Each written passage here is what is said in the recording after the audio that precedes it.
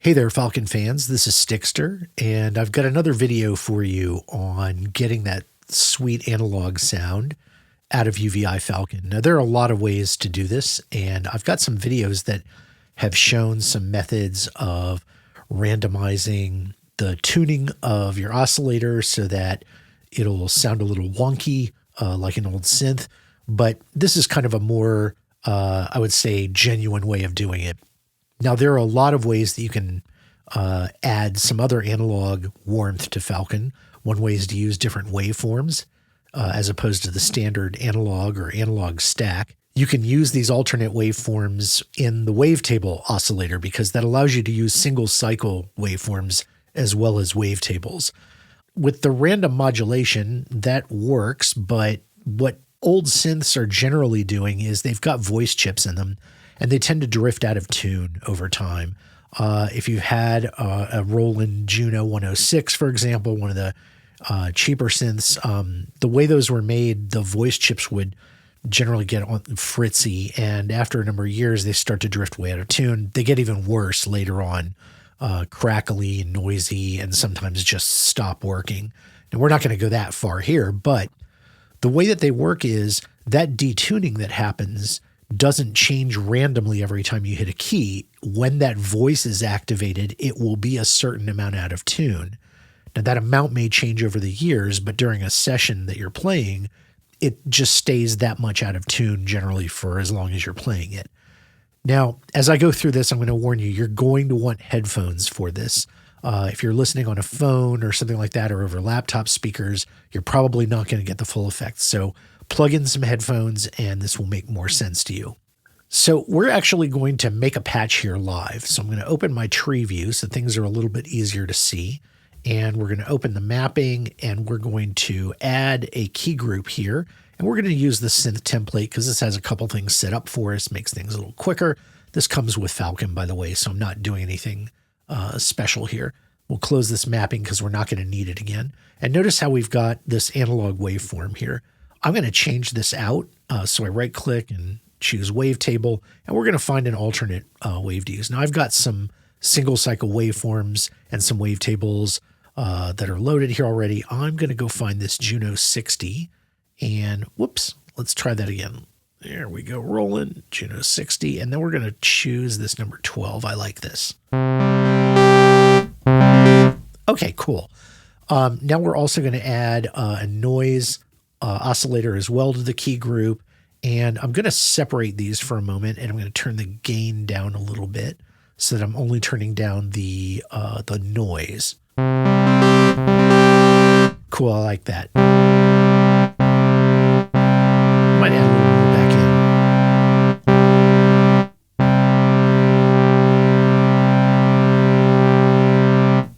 Okay, cool. We'll relink those now. Let's see, we're going to add some drive because we're going to add a filter in here and we're going to drive that filter a little harder. So I'm going to add some drive here. I'm going to turn on oversampling just in case there's some aliasing that happens. Not really that important in what we're doing, but I'm going to go ahead and do that anyway. And let's see, we'll add a filter and we're going to make this a ladder filter. Like the sound of that, it gets a little noisy around the edges, so that's cool. And I'm going to turn this quite a ways down here for right now and turn the resonance up a good bit. And we're going to turn the voltage down somewhat and have this key tracked at 100%. And let's add a filter envelope. Actually, let's switch our amp envelope a little bit. We're going to add some release here. And we're going to turn down the sustain a bit for our amp envelope and take down the delay a little bit. And let's add a filter envelope using an analog ADSR. And we're going to put a smidge more attack on it. And we're going to turn the delay down, the decay down a little bit and bring some sustain down and add some release. It's going to be a little longer release than the amplitude envelope. All right, let's turn this. Let's see where we got, if we've got things happening here. All right. Interesting. So I'm not getting any sound whatsoever. There we go. It's because our cutoff is so low. Let's add this filter envelope. Throw it on the cutoff.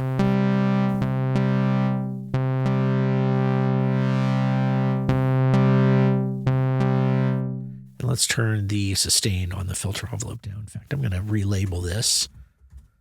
There we go.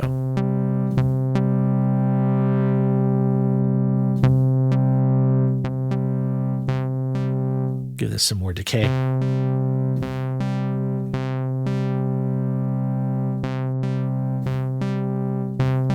We'll put a little of that on the resonance as well. And let's tune these up a little bit. We're just not going to run the envelope as hard against each of those.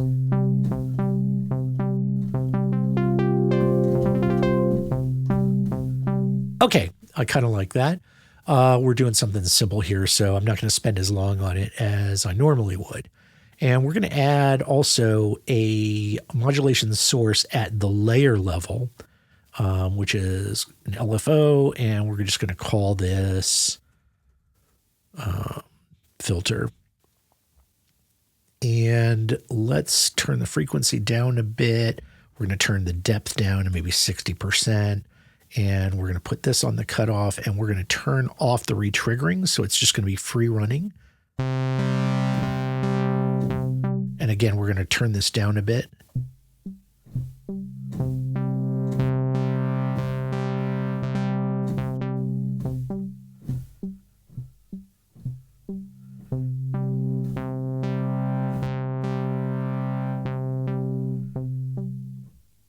All right, just playing around with this a little bit here.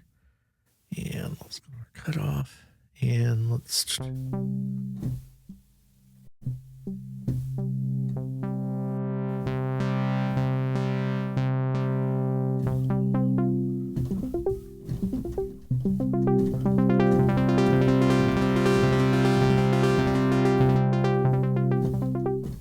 Cool. All right, dig that. I'm going to turn this down just a little bit on this depth.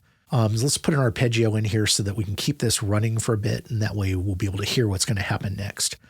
I'm going to take the steps down on the arpeggio to 15, and we're just going to draw some random velocity stuff in here. And let me play around with this a bit.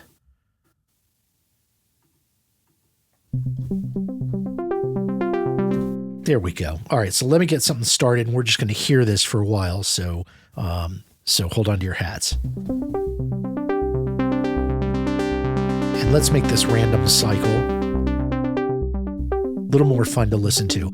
I switched the steps down to 15, by the way, so that it just gives it a little bit more randomness as it plays. I tend to like that. All right, let's make sure our oscillators are linked here again. Let's put our noise back on. Our oscillators are linked. This is good. And here's where we're going to get really analog-y. So down here in the key group area, we're going to add a voice modulator. And we're going to basically have 8 steps here that are just, these are essentially just offsets. It's just a map of offsets. In fact, it's a lot like a mapper. It's just a custom design. We're going to reset all the values. We're going to draw in our own little values here. By the way, we're using a Juno 60, if you remember, as our wavetable. The Juno 60 had 6 voices. So I'm going to do a couple things here. I'm going to take the number of steps here in the modulator down to 6, because we only have 6 voices. We want it to act like that Juno 60. I'm also going to turn the polyphony up here on the program level down to 6 as well. All right? Let's draw in some more of these. Modulations. And something about there. There we go. All right. Now, it's not doing anything yet, though, you've noticed, if you listen. All right, those voices are very in tune. What we're going to do, of course, we drag the voice modulator onto our pitch. Okay, now it's obviously way out of tune because of this, right? We're currently probably modulating by, like, I don't know, a semitone or something. Yeah, almost 2 semitones. Let's turn this down to something that makes more sense, like about 12 cents. course, you could choose whatever you want. If you want it to be really out of tune, I don't know, we could choose like 20 cents. Wow, that's really wonky. Or, you know, you could be more subtle about it. So I'm just going to choose, again, I'm going to bring it down to about 10 cents here. Again, if you want to hear the difference, I'm going to turn this off and on.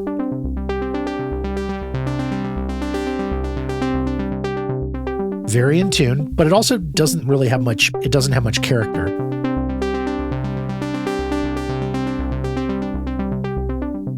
More character, definitely more of that analog character. All right, and what we're going to do to sweeten this up, we're just going to add some effects racks up here. I've got a few things prepared already. If you haven't used Effect Rack, it's an amazing piece of kit in here where you can have preset effects chains of all types that you like.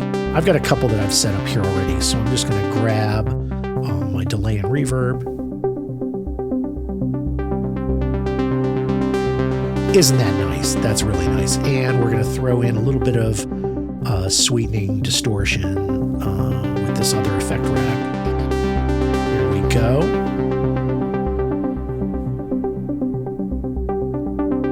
All right. And with that, we've got a beautiful analog. With that, we have a beautiful analog synth arpeggio going on.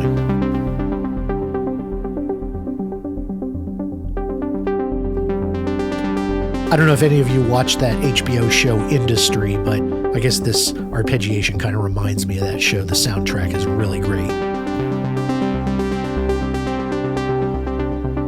Cool. So hopefully you've learned a little something here. Again, the voice modulator can be key to getting that analog synth sound. Again, if you really want to be extremely precise about having Falcon act like a synth, you can grab a waveform, a single cycle waveform from that synth that's sampled. You can find those all over the web for free.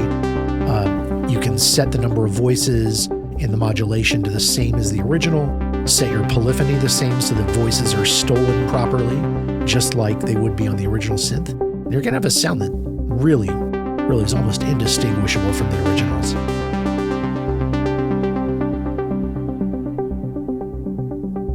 Okay, and with that, I'll leave you, and I hope that you have a lot of fun with Falcon until then, and I'll see you next time.